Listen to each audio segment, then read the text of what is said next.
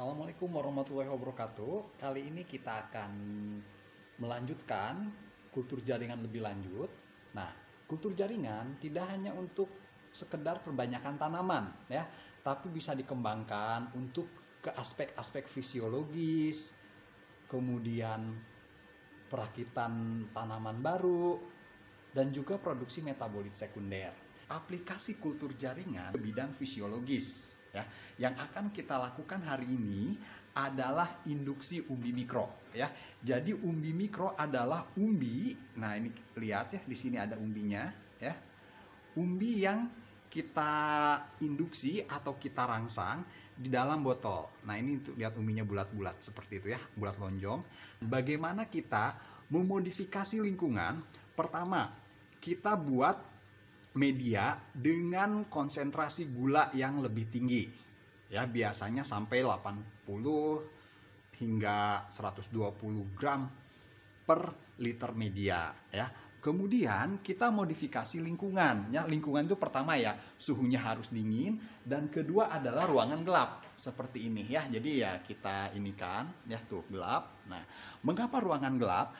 Karena pada kondisi gelap stolon dari kentang itu bisa berkembang karena kan awalnya di dalam tanah. Tapi bukan berarti itu adalah akar yang berkembang ya. Tapi stolon atau yang kita makan kentangnya itu adalah batang, modifikasi dari batang. Yang harus diperhatikan adalah umur kulturnya ya. Umur kulturnya minimal 1 bulan ya, atau 4 minggu. Nah, setelah itu kita akan membuat sistem padat cair ya.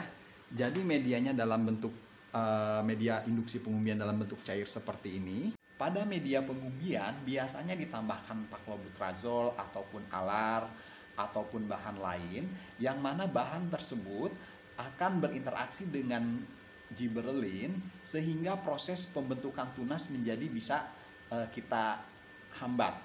Nah, kemudian energi dari gula yang kita tambahkan itu akan dikonversi menjadi umbi ya. Sebenarnya nggak hanya media padat cair, ada juga media padat ya. Biasanya bawang atau misalnya tanaman yang umbi-umbian ya, yang saya baca di literatur juga menggunakan media padat, tapi tetap konsentrasinya gulanya tinggi. Kemudian ada media yang cair aja, cair kayak gini. Jadi ada beberapa literatur juga kentangnya yang sudah berumur 4 minggu dipotong kemudian dimasukkan ke medium pengumbian juga ada. Cuman yang saya akan lakukan kali ini adalah medium pada cair. Jadi kentang yang sudah ini, yang sudah tumbuh seperti ini ya. Kentang yang sudah tumbuh seperti ini tinggal dimasukkan ke sini. Jadi lebih praktis ya, tanpa harus dipotong-potong.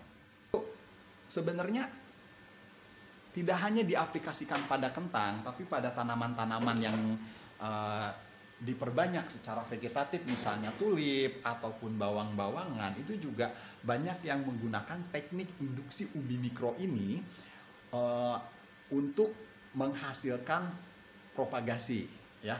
Keuntungannya karena kalau sudah umbi dia lebih gampang diaklimatisasi dibandingkan plantlet langsung. Oke, kita ikuti apa yang saya lakukan.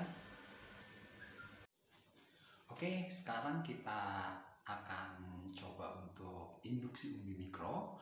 Dan seperti biasa, sebelum semua peralatan masuk laminar, kita semprot dulu ya, dengan alkohol 70%.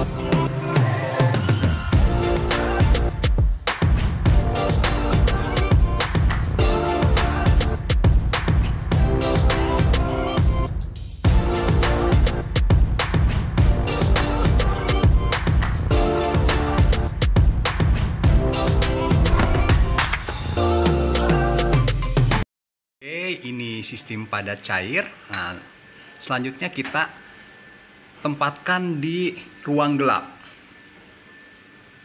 Oke, kita masukkan ke ruangan gelap.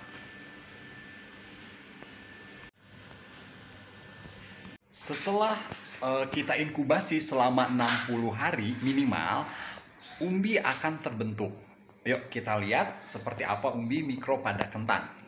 Umbi mikro kentang, ini ada yang bulat seperti ini umbinya ya. Kemudian ini juga ada yang lonjong seperti ini. Nah, ini juga oval ya. Dan ada yang bulatnya juga. Tuh, dan ini juga ada yang ini umbinya sangat panjang seperti ini ya. Karena memang umbi mikro kentang itu adalah modifikasi dari batang. Oke, itulah induksi umbi mikro pada kentang.